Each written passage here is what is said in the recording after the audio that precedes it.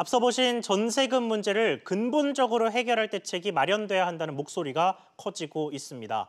관련해서 황인표 기자와 조금 더 자세한 이야기 나눠보겠습니다. 자, 황 기자. 네. 아무래도 가장 먼저 떠오르는 건 이 보증보험 가입을 의무화하는 건데 어떻습니까? 네, 지금 민주평화당 정동영 의원이 법안 발의를 준비 중에 있는데요. 세입자로 하여금 보증보험에 의무적으로 가입을 하도록 해서 더 큰 피해를 막자, 이제 이런 얘기입니다. 다만 보증료가 좀 낮아질 필요가 있는데 현재는 전세금이 만약 3억 원이면요.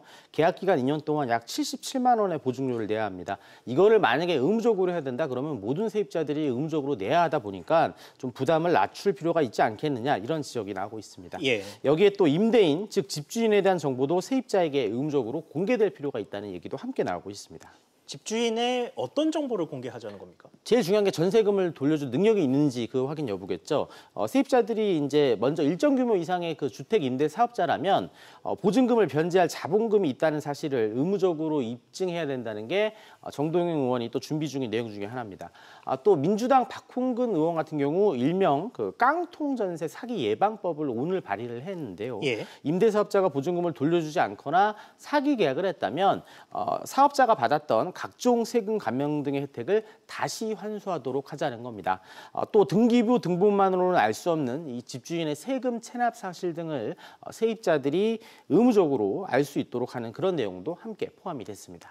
그렇군요. 자, 보면 사고를 예방하기 위한 대책들은 법안 발의도 많고 논의도 활발한 것 같은데 이미 전세금을 돌려받지 못한 세입자들을 보호하는 대책은 어떻습니까? 일단은 보증보험에 가입하지 못하신 분들이 제일 큰 피해겠죠. 이런 분들 같은 경우에는 결국 반환 청구 소송이나 그 기존 집을 경매로 넘기는 그런 방법밖에 없는데 이게 소송이 길게는 1년 이상 걸린다고 합니다. 이 때문에 길거리로 내몰릴 수 있는 주거 공간이 당장 급한 세입자를 위해서 주택 관련 공적 기관이 임시 거처를 마련해 준다든가 아니면 이 세입자가 직장을 성실히 다니고 있다, 상환 능력이 충분히 있다, 이럴 경우에 급전 성격의 전세 대출이 좀 필요한 것 아니냐, 이런 대책도 함께 얘기가 나오고 있습니다.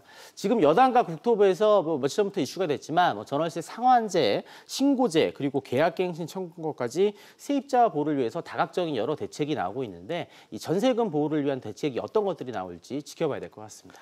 그렇군요. 황 기자, 잘 들었습니다.